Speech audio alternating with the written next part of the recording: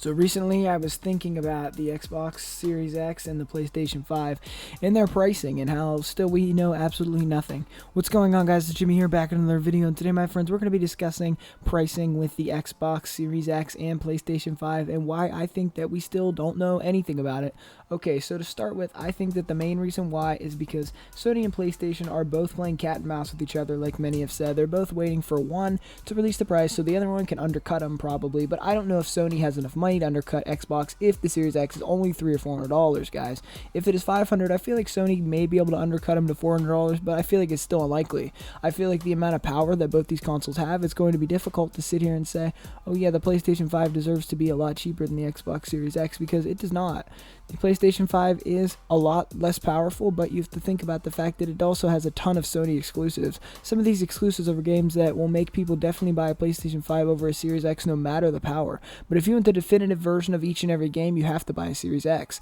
Games like Doom Eternal and multi-plat games like Call of Duty, you have to think, which one would you rather play it on, a Series X or a PlayStation 5? The answer to that is always going to be a Series X, because the PlayStation 5 has less teraflops than the Series X, resulting in higher graphical fidelity if you choose the Xbox route.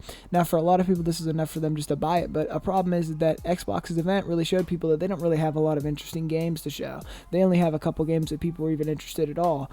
PlayStation's event, on the other hand, made everyone very excited for the PlayStation 5 and makes everyone want to buy it, guys. So you have to think to yourself, which console would you rather have, and are you willing to spend $100 plus more to get a different console? Now, the digital version is going to be Sony's version of a Series S, now that we know the Series S is 100% confirmed, but it probably will only be about $50 less. If the Series S is truly $200, then it's going to be significantly more money, talking about the PlayStation 5 digital, than the Series S, guys, so you have to think about that.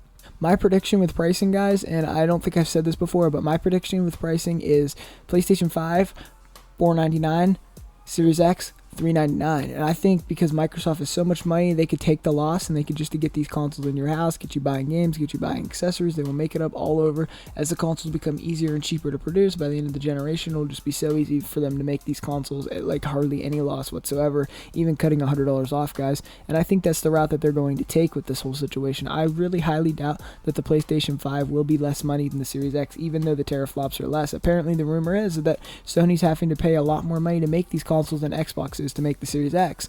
And I'm not trying to say the PlayStation 5 is weak out here. It's no slouch. It's got about 9 Nintendo Switches worth of power in it. That is a lot, guys. So, and plus, if you saw the Real Engine 5 demo, you know what I'm talking about. The PlayStation 5 is definitely powerful, and the Series X has yet to show off anything that shows off the power that it claims to have, guys.